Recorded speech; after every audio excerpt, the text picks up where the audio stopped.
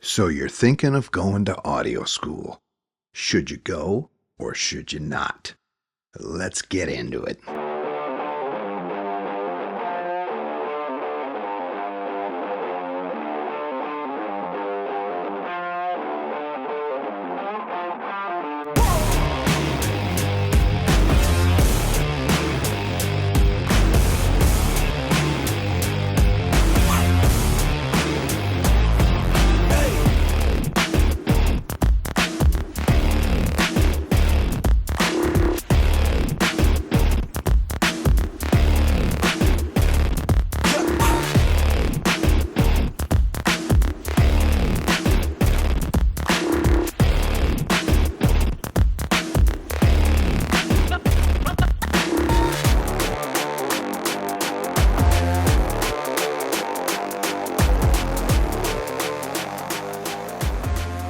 Thanks for joining me at Pure Signal Audio. I'm Swain, the sound guy. I want to welcome you to this series of videos, What the Pros Know. Have you ever asked yourself, what's the difference between me and the pros? Is it tips and tricks, the trieds and trues, the set-its and forget-its that they use every time, every mix? Absolutely. And of course, experience. Having said that, we're going to include foundational learning for somebody just getting into audio, equalization, compression, limiting, and a whole host of other things. I'm excited for you. Our topic this week is audio school. Should I go to audio school or should I not? Complex question. Let's answer it. As always, before we get started, take a moment to subscribe to my channel, hit that notification bell so that when new videos arrive, you're the first to see them.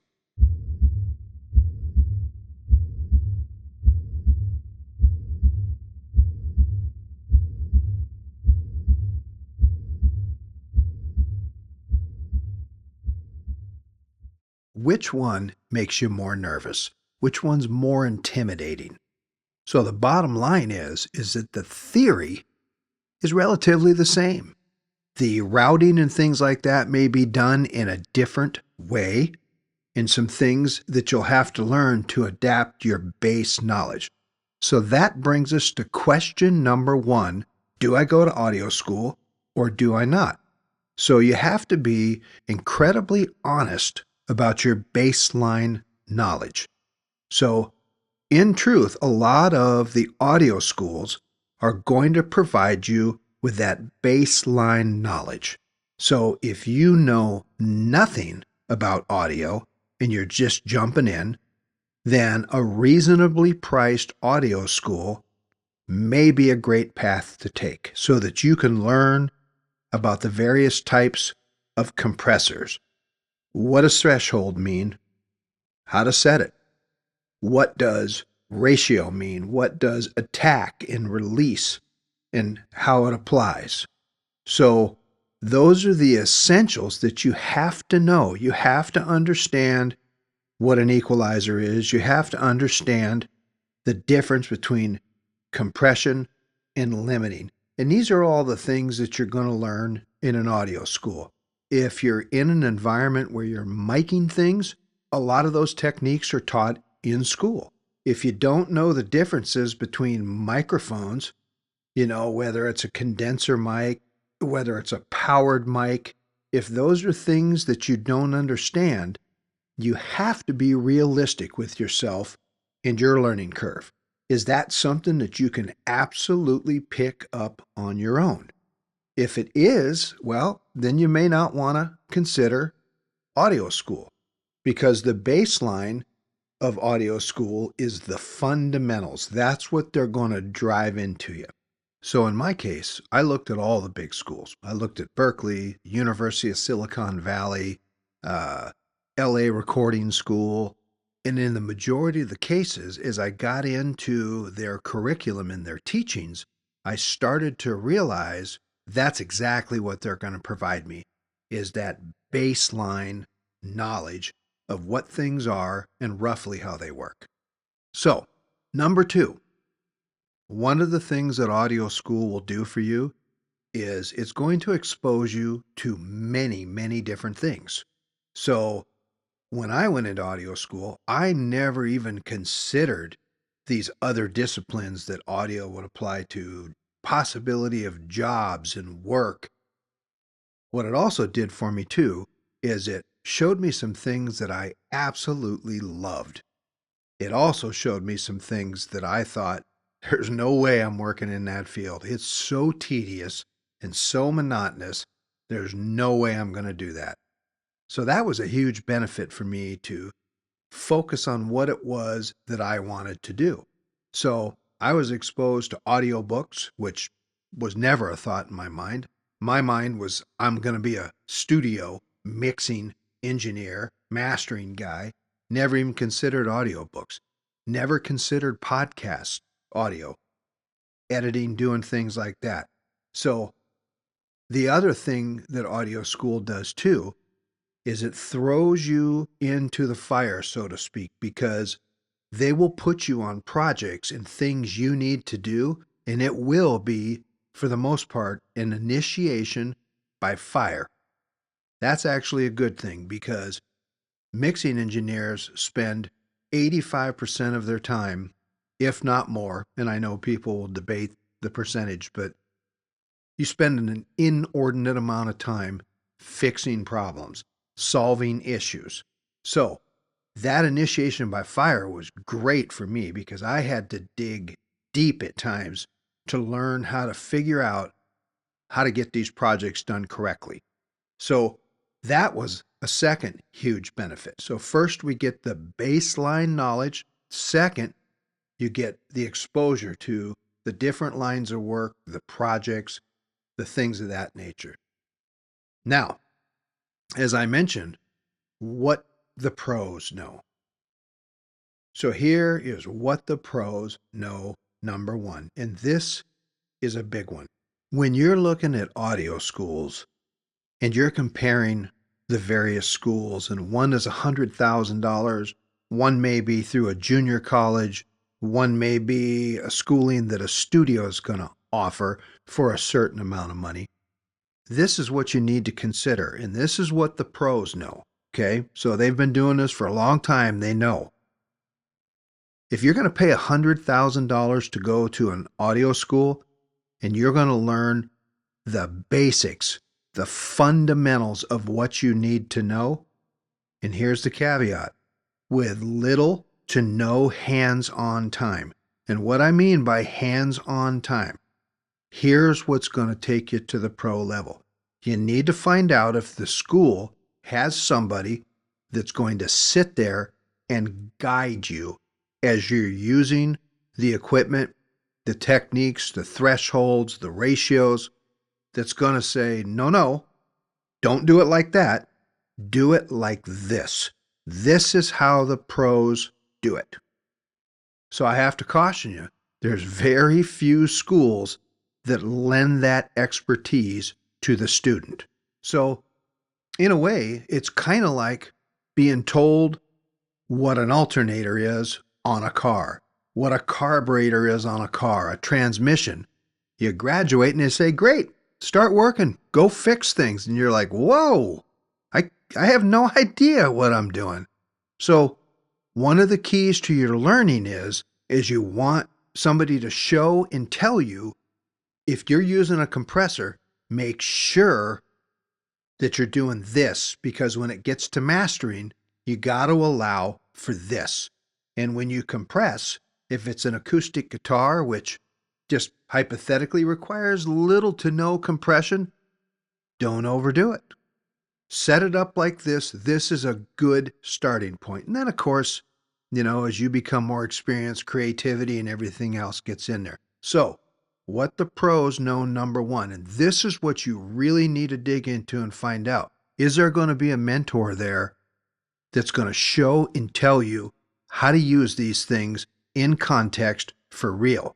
So like my dad always told me, if you want to be and do something, assign yourself to someone that is the best. Befriend them. Hire them. They're the best. They've already made all of the mistakes. They know what to do. They know what not to do. They know when to do things and when not to do things. So you're going to learn twice as fast, maybe even quicker than that.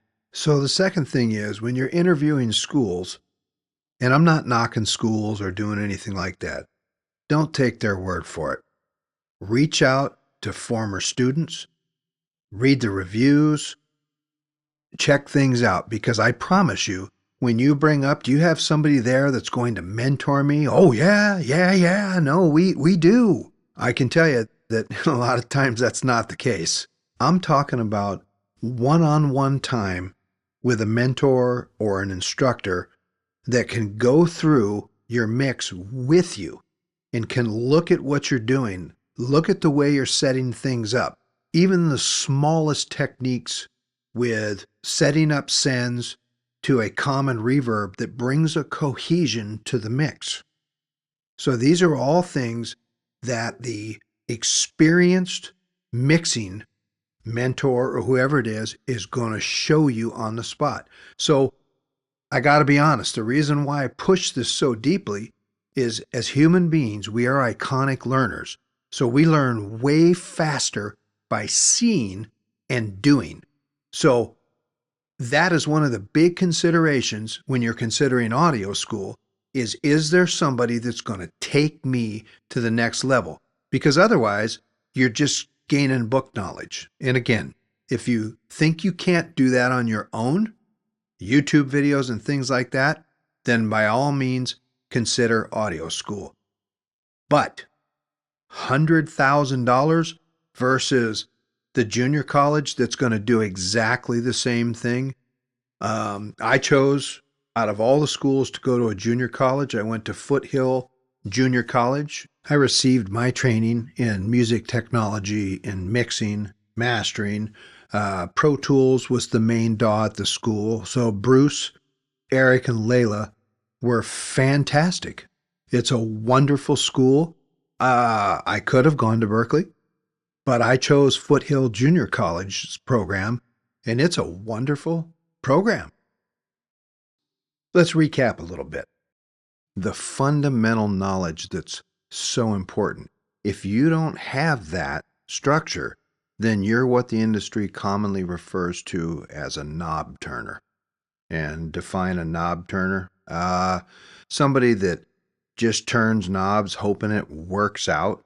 Sometimes it does and you have a decent mix, and other times it's so frustrating because you can't move forward with purpose, I think would be the right thought process there.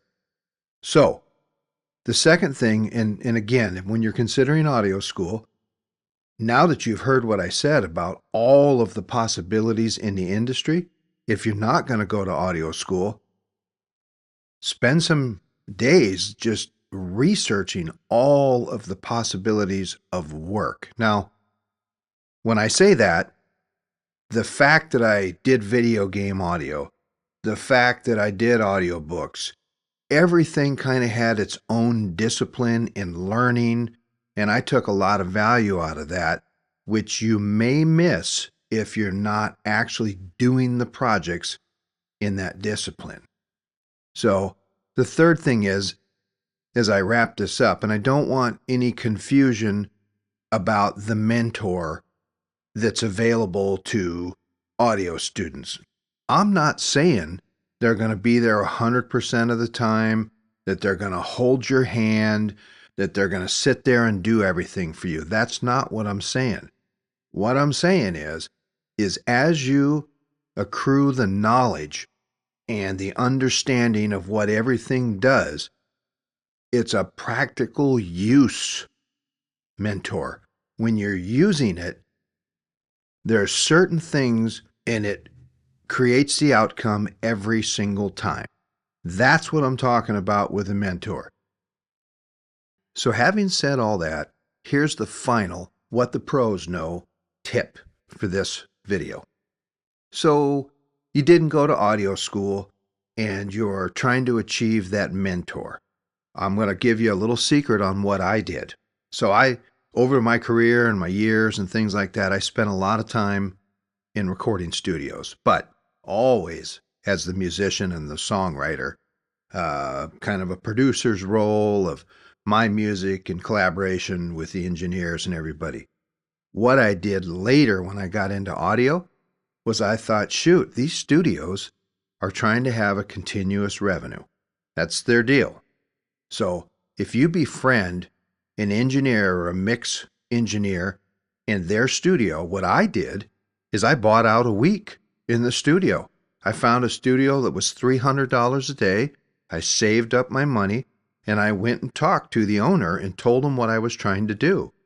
I'm going to come in, I'm going to bring multi-tracks and stems and things like that, and what I would like to do is sit there and mix and have your engineer mentor me, help me, tell me what to do. So I got to be honest. It's a needle in a haystack sometimes because a lot of studios don't want to do that. They see it as an open competition for them. However, I wasn't trying to take their business. I wasn't trying to do anything like that. So I made that clear.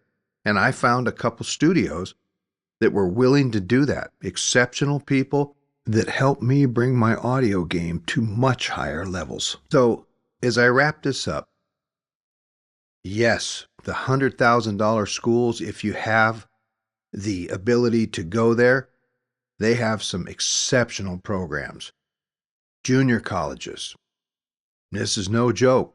They have some exceptional programs to provide you with what you need. Studios, again, they have some exceptional programs to get you what you need. Just make sure that it has that mentor that's going to take you to the highest game. Then you can apply your experience, you can learn because you always are doing things with a purpose. I'm Swain, the sound guy. I want to thank you for tuning in. And just one last reminder to subscribe, hit that notification button so that when my videos come out, you're the first to see it.